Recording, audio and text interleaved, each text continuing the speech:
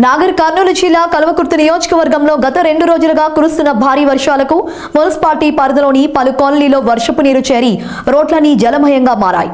మరికొన్ని వాటిలో వర్షపు నీరు ఇండ్లలోకి చేరడంతో కాలనీ వాసులు ఎన్నో ఇబ్బందులు ఎదుర్కొంటున్నారు.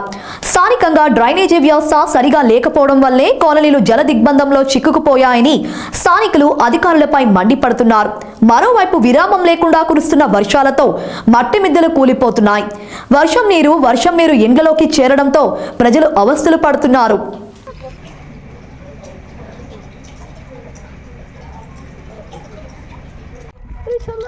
तब पार करके गिर जाता।